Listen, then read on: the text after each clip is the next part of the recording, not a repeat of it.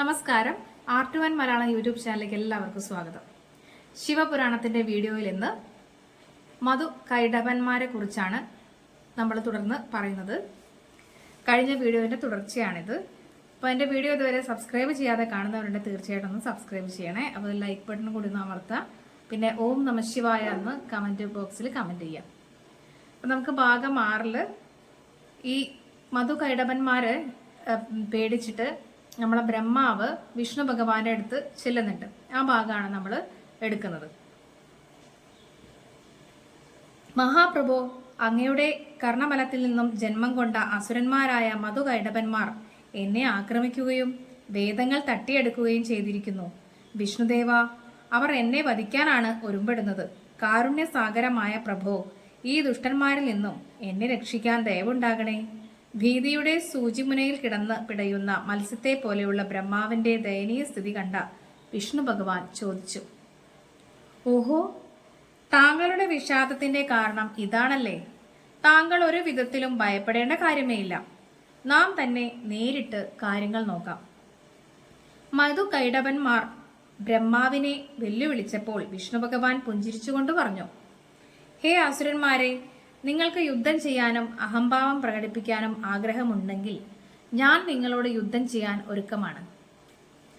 ശുദ്ധഗതിക്കാരനായ ബ്രഹ്മാവിനെ വെറുതെ വിടുക. വിഷ്ണു ഭഗവാന്റെ അഭിപ്രായം കേട്ടപ്പോൾ അസുരന്മാർ വീറോടും വാശിയോടും പറഞ്ഞു, ഓഹോ, താങ്കൾക്ക് യുദ്ധം ചെയ്യാൻ ഇത്ര തിടുക്കമായോ? എങ്കിൽ പോന്നോളൂ, ഉടനെ തന്നെ നമ്മുടെ പരിപാടി ആരംഭിക്കാം. അങ്ങനെ മഹാവിഷ്ണു മധുവുമായി പോരാട്ടം ആരംഭിച്ചു. യുദ്ധത്തിൽ തളർന്ന അവശനായ മധു പിന്മാറിയപ്പോൾ കൈടഭൻ ഭഗവാനോടേറ്റു. എന്നാൽ മധു കൈടഭന്മാരെ പരാജയപ്പെടുത്താൻ കഴിയാതെ വിഷ്ണു ഭഗവാൻ ചിന്താമഗ്നായി നിൽക്കുന്നത് കണ്ടപ്പോൾ അസുരന്മാർ ഭഗവാനെ ആക്ഷേപിച്ചു.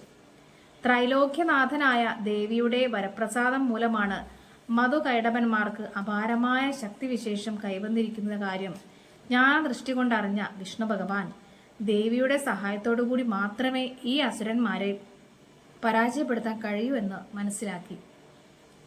അങ്ങനെ ശ്രീഹരി ആദിപരാശക്തിയെ ധ്യാനിച്ചു.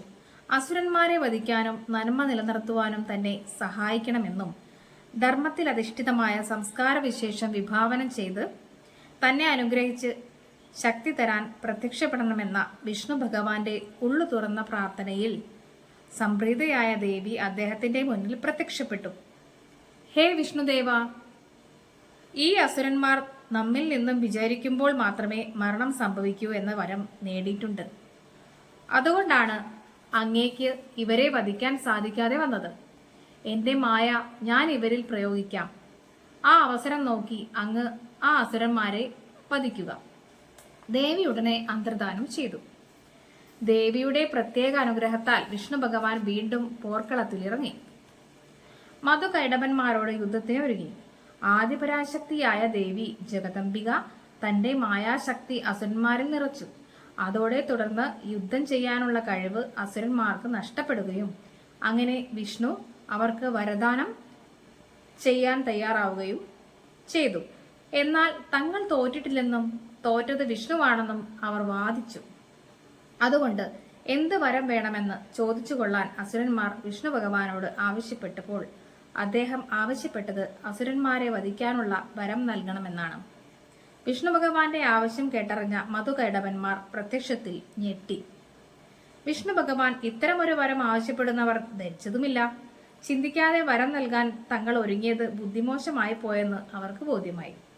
എന്നാൽ വരം നൽകാതിരിക്കുന്നത് തങ്ങളുടെ ആത്മാഭിമാനത്തിന് ക്ഷതം സംഭവിക്കുന്ന ചിന്തിക്കുകയും ചെയ്തു.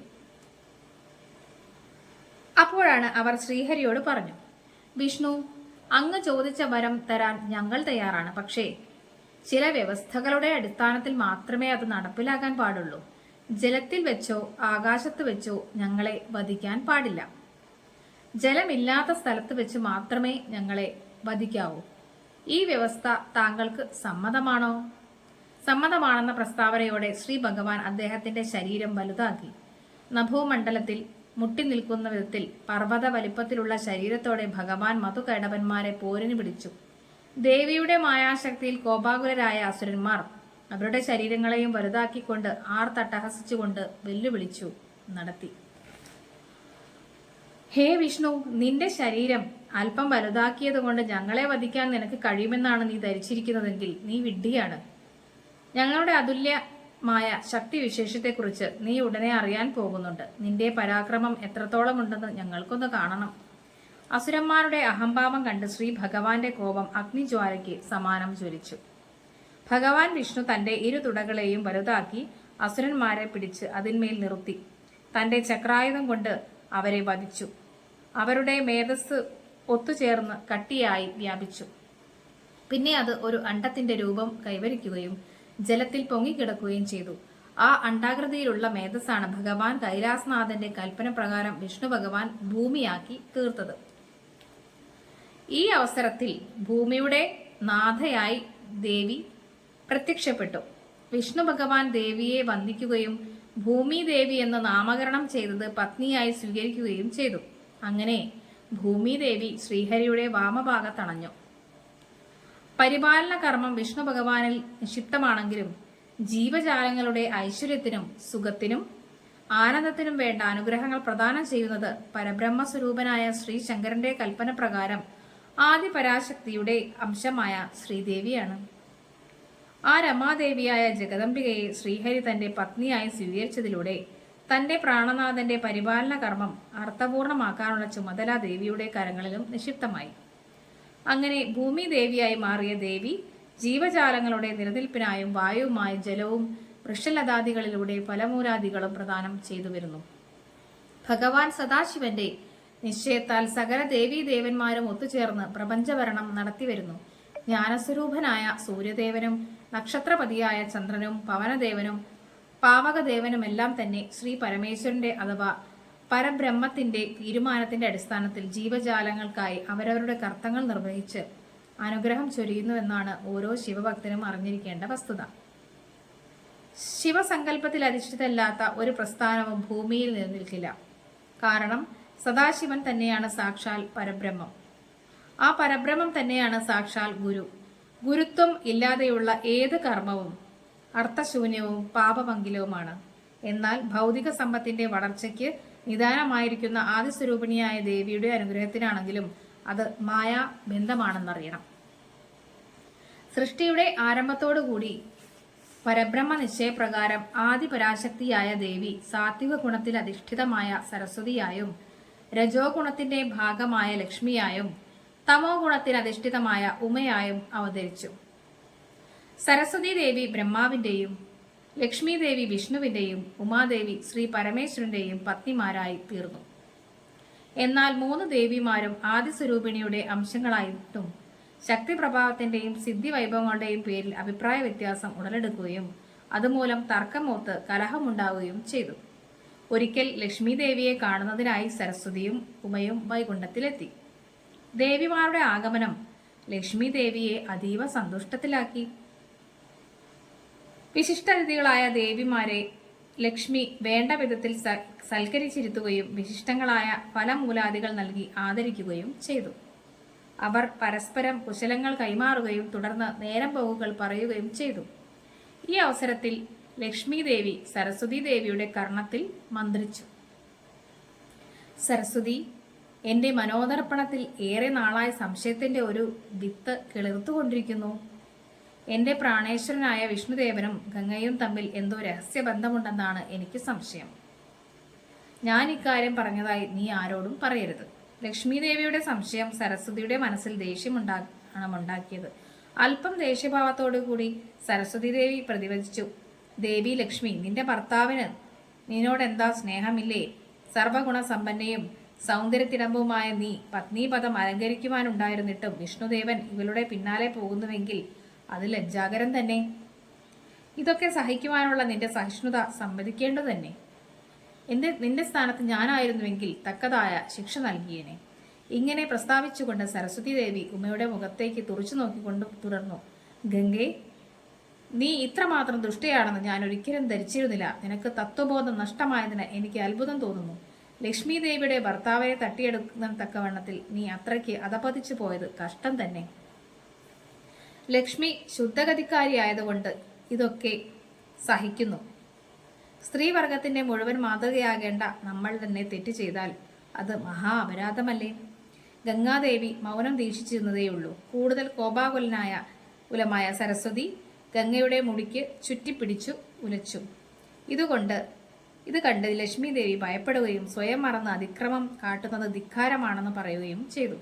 ലക്ഷ്മി ദേവിയുടെ അഭിപ്രായം കേട്ടപ്പോൾ സരസ്വതി ദേവി കയർത്തുകൊണ്ട് സംസാരിച്ചു. ഇപ്പോൾ കുറ്റം മുഴുവനും എൻ്റെ ചുമലിലായോ? ഈ കഥ മനസ്സിൽ മെനഞ്ഞെടുത്തതും എന്നോട് പറഞ്ഞതും നീ തന്നെയല്ലേ? എന്നിട്ട് നിനക്ക് വേണ്ടി വാദിച്ച് ഞാൻ തെറ്റുകാരിയായല്ലേ? അങ്ങനെയാണെങ്കിൽ അതിൻ്റെ ശിക്ഷ നീ അനുഭവിക്കുക തന്നെ വേണം. കോപാകുലമായ സരസ്വതി ദേവി ലക്ഷ്മിയെ ശപിക്കാനൊരുങ്ങി. നീ ഭൂമിയിൽ ചെന്ന് ഒരു ചെടിയായി ജനിക്കാൻ ഇടവരട്ടെ. സരസ്വതിയുടെ ശാപവചസ് കേട്ട ഗംഗ ഞെട്ടിപ്പോയി. അരുതാത്തതാണ് സംഭവിച്ചു കഴിഞ്ഞിരിക്കുന്നതെന്ന വസ്തുത ദേവി അറിഞ്ഞുവെങ്കിലും ദേവി കോപാകുലമായി തീർന്നു. ഗംഗ സരസ്വതിയെ ശപിച്ചു. ഒരു കാരണവും കൂടാതെ ലക്ഷ്മിയെ ശപിച്ചത് നിന്റെ ധിക്കാരത്തിന്റെ ഭാഗമാണ്. നിനക്കും അർഹമായ ശിക്ഷ ലഭിക്കുക തന്നെ വേണം. അതിനാൽ പാപികളുടെ ദേഹമാലിന്യങ്ങളെ കഴുകിക്കളയുന്ന ഒരു നദിയായി നീ ഭവിക്കട്ടെ.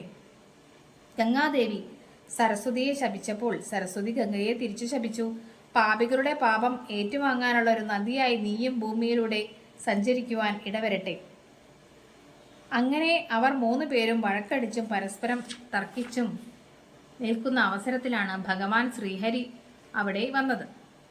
ക്രോധഭാവം സ്ഫുരിക്കുന്ന ദേവിമാരുടെ വദനങ്ങൾ ദർശിച്ച ഭഗവാൻ കാര്യങ്ങൾ വ്യക്തമായും മനസ്സിലാക്കി. അദ്ദേഹം ഹൃദ്യമായ ഒരു മന്ദഹാസം ഉതിർത്തുകൊണ്ട് പറഞ്ഞു, ദേവിമാരെ, നിങ്ങൾ വിഷമിക്കേണ്ട യാതൊരു കാര്യവുമില്ല. ഇതെല്ലാം സംഭവിക്കേണ്ടത് തന്നെയായിരുന്നു. ഇത് കാലസ്വരൂപനായ ശ്രീ പരമേശ്വരന്റെ കൽപ്പന പ്രകാരം സംഭവിച്ചതാണ്. ലക്ഷ്മി ദേവി, നാം പറയുന്നത് ബ്രഹ്മനിശ്ചയത്തിന്റെ പിൻബലത്തിലാണ്. അത് നീ ശ്രദ്ധിച്ചു കേൾക്കണം. നീ ഭാരതഭൂമിയിൽ ധർമ്മധ്വജൻ എന്ന പുണ്യവാന്റെ കന്യയായി ജനിക്കും. സർവഗുണ സമ്പന്നനായി പിറക്കുന്ന നീ 3 ലോകങ്ങളെയും ശുദ്ധമാക്കാൻ തക്ക സിദ്ധി വിശേഷങ്ങളുള്ളവരായിരിക്കും. ഒടുവിൽ തുളസി എന്ന പേരിൽ മാലോകർ വാഴ്ത്തുന്ന പുണ്യലതയായി നീ മാറും. ലതാരൂപത്തിൽ നീ ഏതെല്ലാം ദേശങ്ങളിൽ നിൽക്കുന്നുവോ അവിടെല്ലാം ഐശ്വര്യദീപത്താൽ വിളങ്ങും. നീ നിൽക്കുന്ന മണ്ണിന് പോലും മഹത്വമുണ്ടാകും. ധർമ്മധ്വജന്റെ വാത്സല്യപുത്രിയായി ജനിക്കുന്ന നീ അതീവ സുന്ദരിയും ആരെയും മോഹിപ്പിക്കാൻ വശ്യമാതകഭാവവും നിനക്കുണ്ടാകും. യൗവനത്തിന്റെ പൂവാടിയിൽ ദിവ്യസ്മരണകൾ മനസ്സിലുണർത്തി നിൽക്കുമ്പോൾ ശംഖചൂടൻ എന്നറിയപ്പെടുന്ന ഒരസുരൻ നിന്നെ പാണിഗ്രഹണം ചെയ്ത് പത്നിയായി സ്വീകരിക്കും. ലക്ഷ്മി ദേവിക്കുണ്ടാകാൻ പോകുന്ന ജന്മവൃത്താന്തം വിവരിച്ച ശ്രീ ഭഗവാൻ പിന്നെ ഗംഗയെക്കുറിച്ചും പ്രസ്താവിച്ചു. ഗംഗേ, ഭവതി പരിഭവിക്കേണ്ട സംഗതിയൊന്നും ഇവിടെ ഉണ്ടായിട്ടില്ല. ദേവി പാപപരിഹാർത്ഥം മന്ദാകിനിയായി ആർഷഭൂമിയിൽ ഒഴുകും. മാനവ മനസ്സിൽ ജലരൂപിണിയായി ഒഴുകുന്ന ദേവിയുടെ അനുഗ്രഹത്താൽ പാപമുക്തമായി തീരും. ഗംഗയിൽ സ്നാനം ചെയ്യുന്നവരുടെ സകല പാപങ്ങളും തീർന്ന് ദേവന്മാരുടെ പ്രീതിക്ക് പാത്രമായി തീരുന്നതാണ്. അല്ലയോ ദേവി സരസ്വതി, നിനക്കും അത്യന്തം ശുഭകരം ഐശ്വര്യകരവുമായ ഒരു ജന്മമാണ് ഉണ്ടാകാൻ പോകുന്നത്. കുറച്ചുകാലം ദേവി അന്തർവാഹിനിയായ നദിയായി പുണ്യഭൂമിയിൽ ഒഴുകും. അന്തർവാഹിനിയാണെങ്കിലും ദേവിയുടെ കടാക്ഷമായ ജലം ഭക്തർക്ക് പാനം ചെയ്യുവാനും സ്നാനം ചെയ്യുവാനും ലഭിക്കുന്നതാണ്. സംവത്സരങ്ങൾക്ക് ശേഷം ദേവി വീണ്ടും സത്യലോകം പ്രാപിക്കും. സത്യലോകത്ത് വന്നു ചേരുന്നതോടെ വിദ്യയുടെയും വാണിയുടെയും വിശേഷജ്ഞാനത്തിന്റെയും ദേവിയായി സകലരും പൂജിച്ചാരാധിക്കും.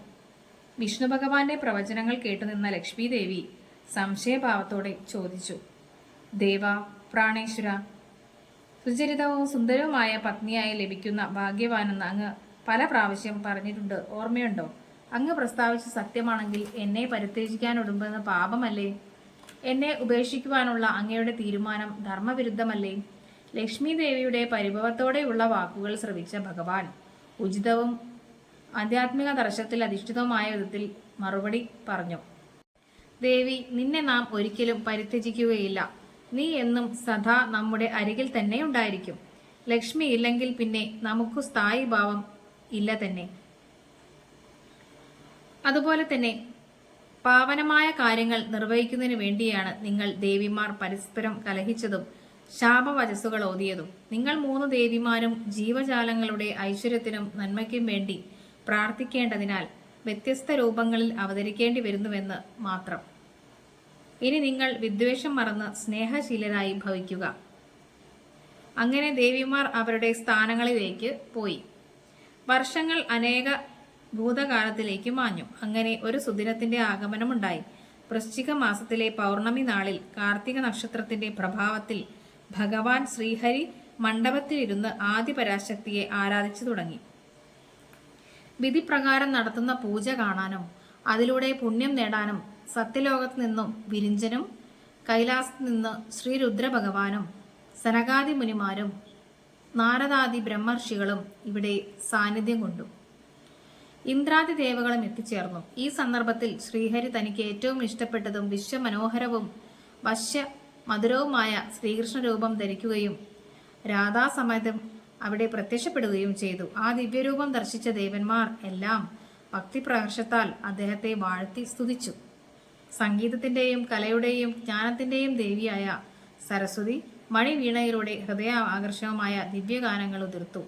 ദേവിയുടെ ഗാനാമൃതത്തിൽ മനസ്സ് ചേർത്തിരുന്ന ദേവന്മാർ ആനന്ദാതിരേകത്താൽ മതിമറന്നു. കൃഷ്ണരൂപം ധരിച്ച ഭഗവാൻ വിഷ്ണു ഒരു മരതക രത്നമണി മാല്യം ദേവിക്ക് സമ്മാനിച്ചു. പ്രകാശപൂരിതമായ 2 കർണകുണ്ഡലങ്ങളാണ് ലക്ഷ്മി ദേവി സരസ്വതി ദേവിയുടെ സിദ്ധി വൈഭവത്തെ പ്രകീർത്തിച്ച് സമ്മാനിച്ചത്. പ്രഭ ചിതറുന്ന ഒരു ചൂടാമണി രത്നമാണ് പാർവതി സമ്മാനിച്ചത്. അതിവിശിഷ്ടമായ ഒരു വൈഡൂര്യ രത്നമാണ് ബ്രഹ്മാവ് വാണിദേവിക്ക് പാരിതോഷികമായി നൽകിയത്. ശുഭ്രപട്ടാംബരങ്ങളും ഇന്ദ്രൻ കൽഹാരമലരും ഓങ്കാരനാഥൻ ഒരു മുത്തുമണി രത്നപതക്കവും ദേവിക്ക് സമ്മാനിച്ചു. ഈ സമയം വിധാതാവ് ശ്രീ കൈലാസേശ്വരനെ സമീപിച്ചുകൊണ്ട് വീക്ഷിച്ചു. അല്ലയോ മഹാപ്രഭു ചന്ദ്രചൂഡ, അങ്ങ് വിശ്വകലാകാരനും സംഗീതപ്രിയനും നടരാജമൂർത്തിയുമാണല്ലോ.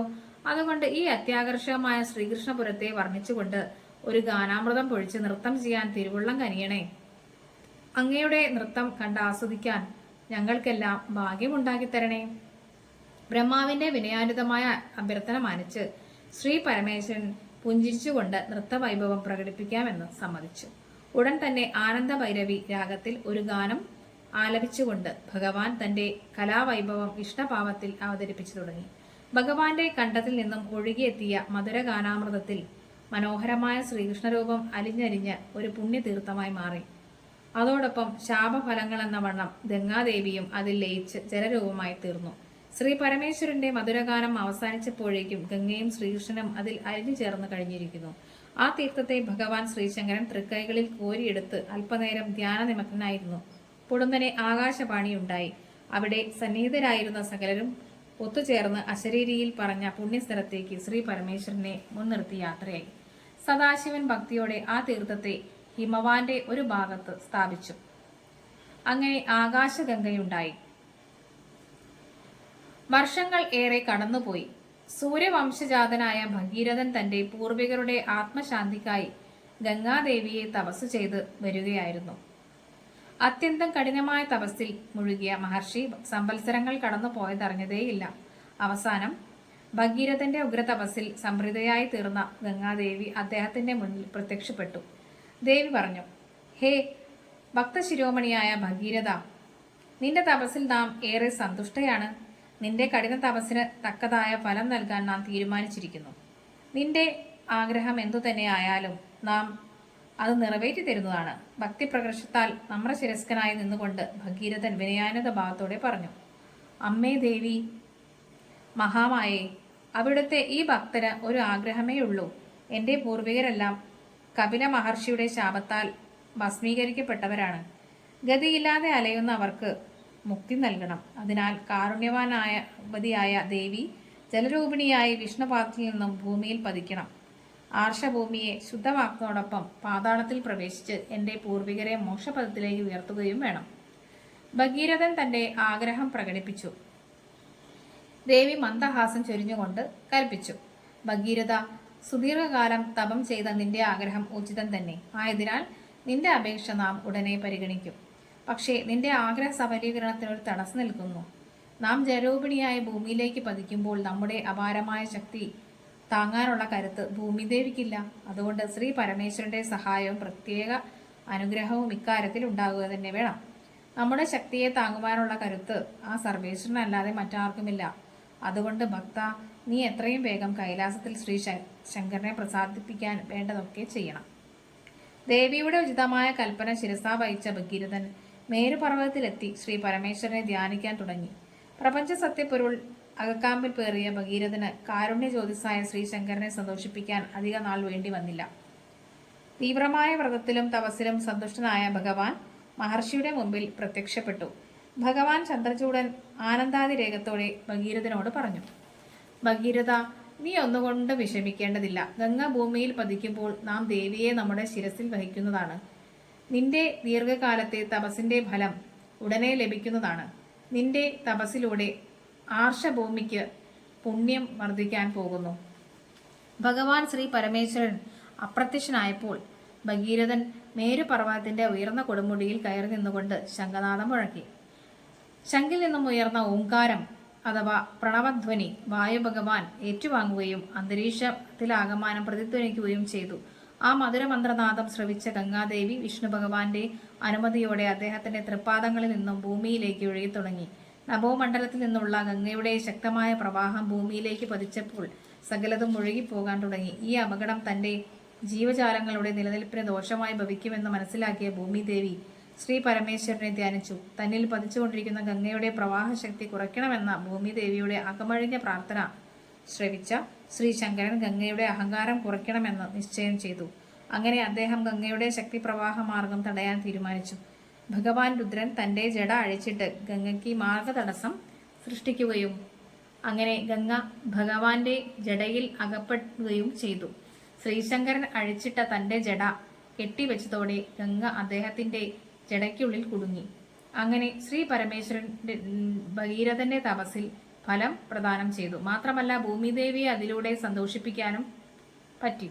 എന്നാൽ ഭഗവാന്റെ ജടയ്ക്കുള്ളിൽ നിന്നും പുറത്തു കടക്കാൻ ഗംഗാദേവി തന്റെ കഴിവുകളെല്ലാം പ്രയോഗിച്ചുവെങ്കിലും തന്റെ ആഗ്രഹം സാധിക്കാതെ അനേകം നാൾ അതിനുള്ളിൽ തന്നെ കഴിഞ്ഞുകൂടി. പക്ഷേ തന്റെ തപസ്സിന്റെ ബലം ആഗ്രഹിച്ച പോലെ സഫലമാക്കാൻ കഴിയാതെ വന്നതിൽ ഭഗീരഥൻ വളരെ ദുഃഖിച്ചു. മറ്റൊരു മഹർഷിക്കും കഴിയാത്ത വിധത്തിൽ തപസ്സനുഷ്ഠിക്കാനുള്ള ആത്മബലം ഉണ്ടായിരുന്ന ഭഗീരഥൻ വീണ്ടും ശ്രീ പരമേശ്വരനെ ധ്യാനിച്ചു. തന്റെ ലീലാവൈഭവത്തിന്റെ പ്രത്യേകത ശരിക്കും അറിഞ്ഞ് ആഗ്രഹസിദ്ധിക്കായി തപസ് തുടരുവാനായി ഭഗീരഥന്റെ നിശ്ചയത്തിൽ ഭഗവാൻ സംപ്രീതനായി.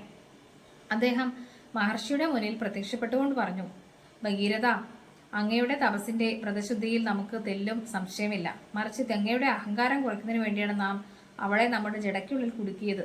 നിന്റെ ആഗ്രഹസിദ്ധിക്ക് യാതൊരുവിധ തടസ്സവുമില്ല. ഇപ്പോൾ ഗംഗയുടെ അഹങ്കാരം വളരെ കുറഞ്ഞു. ദേവിയെ നാം ഉടനെ തന്നെ മോചിപ്പിക്കും. ദേവി നമ്മുടെ ജഡമകുടത്തിൽ നിന്നും മോചിതയാകുന്നതിലൂടെ വീണ്ടും ഒഴുകി തുടങ്ങും. ഭഗവാൻ ശ്രീ പരമേശ്വരൻ ഗംഗയെ തന്റെ ജടയിൽ നിന്നും മോചിപ്പിച്ചു. തന്റെ അഹംഭാവം മൂലമാണ് കുറച്ചുനാൾ ഭഗവാൻ തന്നെ അദ്ദേഹത്തിന്റെ ജടയിൽ തടവറയിൽ എന്ന പോലെ വച്ചിരുന്നതെന്ന് മനസ്സിലാക്കിയ ഗംഗാദേവി ശാന്തഭാവം കൈവച്ചു. ഭഗവാനെ വന്ദിച്ചുകൊണ്ട് ഗംഗ വീണ്ടും ഭൂമിയിലേക്ക് പ്രവഹിക്കാൻ തുടങ്ങി. അങ്ങനെ പുണ്യഭൂമിയായ ഭാരതഖണ്ഡത്തിലൂടെ ഒഴുകിയ ഗംഗ പാതാളത്തിലേക്കും പ്രവഹിച്ചു. സാഗരപുത്രന്മാരെ മുഴുവൻ ശുദ്ധീകരിച്ചു. അങ്ങനെ ഭഗീരഥന്റെ ഘോര തപസ്സിന്റെ ഫലമെന്നോണം ഗംഗാദേവി കപില മഹർഷിയുടെ ശാപത്തെ കഴുകിക്കളയുകയും ചെയ്തു. ഗംഗ പാതാളത്തിലും പ്രവഹിക്കാൻ തുടങ്ങിയതോടെ ഭഗീരഥന്റെ പൂർവികരെല്ലാം മുക്തരായി. പിന്നെ ഗംഗ ശ്രീ പരമേശ്വരന്റെ മൗലിയിൽ വന്ന് സ്ഥിരവാസം ഉറപ്പിക്കുകയും സദാശിവൻ ഗംഗയെ തന്റെ പത്നിയായി സ്വീകരിക്കുകയും ചെയ്തു. അന്നു മുതൽ ശ്രീ പരമേശ്വരന് ഗംഗാധരൻ എന്ന മറ്റൊരു നാമധേയം കൂടി വന്നു ചേർന്നു. ശ്രീ സദാശിവന്റെ ലീലാവൈഭവം ജീവജാലങ്ങളുടെ ശാശ്വതമായ ശാന്തിക്കും ഐശ്വര്യത്തിനും മോക്ഷത്തിനും വേണ്ടിയുള്ളതാണ്.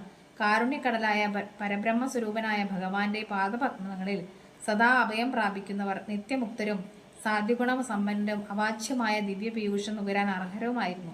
അതിനാൽ അപൂർവമായ വരദാനമായ മാനവജന്മം ധന്യമാക്കണമെന്ന് ആശിക്കുന്നവർ ശ്രീ പരമേശ്വരന്റെ ദാസീദാസന്മാരായി വർത്തിക്കേണ്ടതുമാണ്.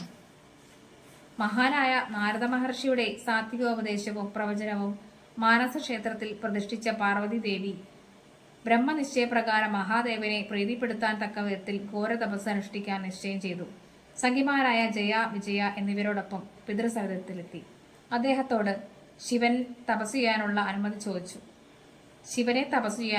ചോദിച്ചു. അലംഘനീയമായ ബ്രഹ്മനിശ്ചയം കാലേ കൂട്ടി അറിയാൻ കഴിഞ്ഞതിനാൽ ഹിമവാൻ സന്തോഷസമേതനായി പുത്രിയെ അനുഗ്രഹിച്ചു. പിന്നെ ദേവി പാർവതി മേനയുടെ സമീപത്തെത്തി. മകളോടുള്ള അതീവ വാത്സ്യത്താൽ അവളെ ഘോരവനത്തിൽ തപസ്സനുഷ്ഠിക്കുവാൻ പോകാൻ അനുവാദം നൽകിയില്ല. വാത്സല്യനിധിയായ ഓമന മകളെ പിരിഞ്ഞിരിക്കുകയെന്നത് മേനയെ സംബന്ധിച്ചിടത്തോളം ചിന്തിക്കാൻ പോലും കഴിയാത്ത ഒരു വിഷയമായി മാറി. എന്നാൽ പാർവതിയുടെ തീവ്ര ദുഃഖം ആ മാതൃഹൃദയത്തെ തളർത്തി.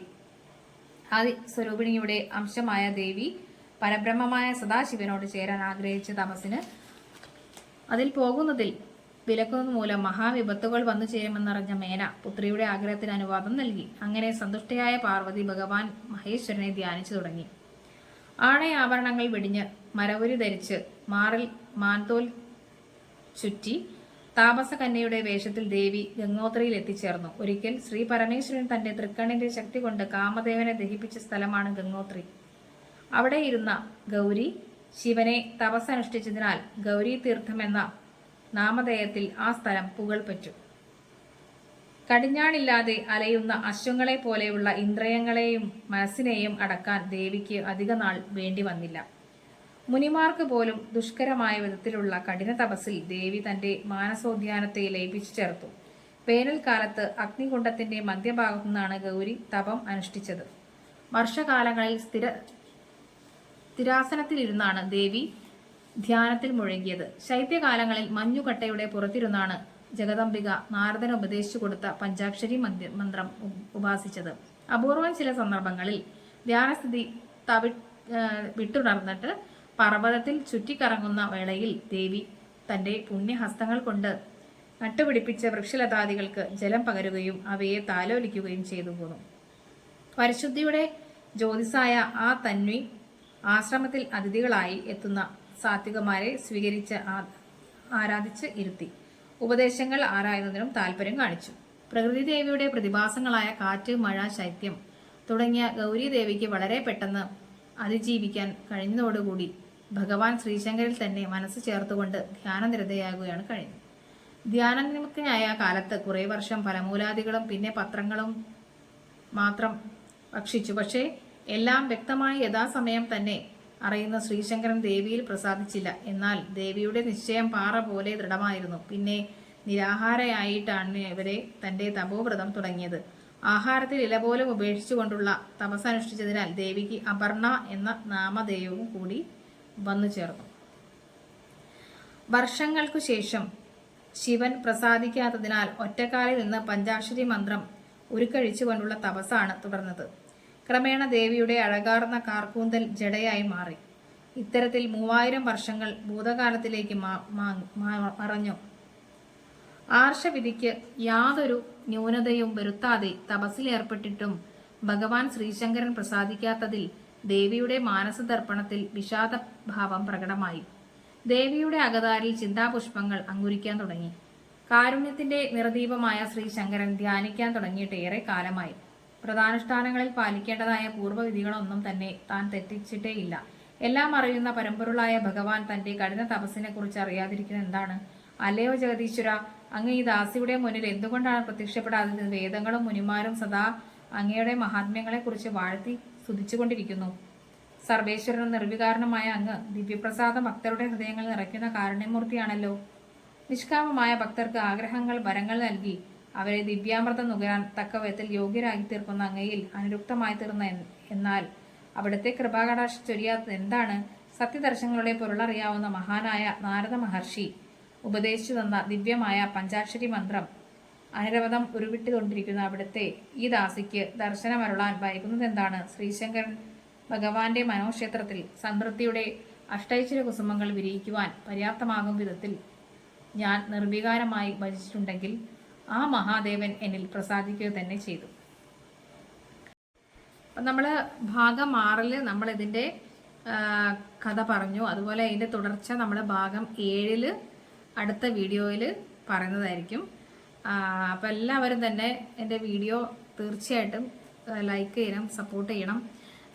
പിന്നെ ഒരുപാട് ഭക്തരാണ് ഈ വീഡിയോ ഇതുപോലെ ചെയ്യണമെന്ന് പറഞ്ഞത്.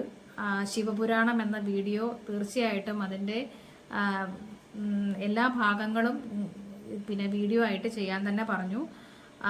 അപ്പോൾ അത് നമുക്ക് കണ്ണ് കാണാത്തവരുണ്ട്, അതുപോലെ പിന്നെ സംസാരിക്കാൻ പറ്റാത്തവർ, അങ്ങനെയുള്ള ആളുകൾക്കൊക്കെ വായിക്കാൻ ഇഷ്ടം, അതായത് മടിയുള്ളവരുണ്ടാവും, കഥ കേൾക്കാൻ ഇഷ്ടമുള്ള കൂട്ടുകാരുണ്ടാവും. ഇവർക്കൊക്കെ ഉപകാരപ്പെടാൻ വേണ്ടിയിട്ടാണ് ഞാൻ ഈ വീഡിയോ ചെയ്യുന്നത്. അപ്പം നമുക്ക് ഇനി അടുത്ത ഭാഗത്തിൽ തീർച്ചയായിട്ടും കാണാം. അപ്പം എല്ലാവരും എൻ്റെ വീഡിയോയ്ക്ക് താഴെ ഓം നമഃ ശിവായ എന്ന കമൻറ്റ് രേഖപ്പെടുത്തുക. പ്രിയ ഭക്തന്മാർക്ക് എല്ലാവർക്കും സർവ്വ ഐശ്വര്യങ്ങളും ദൈവം പകർന്നു തരട്ടെ. നന്ദി, നമസ്കാരം.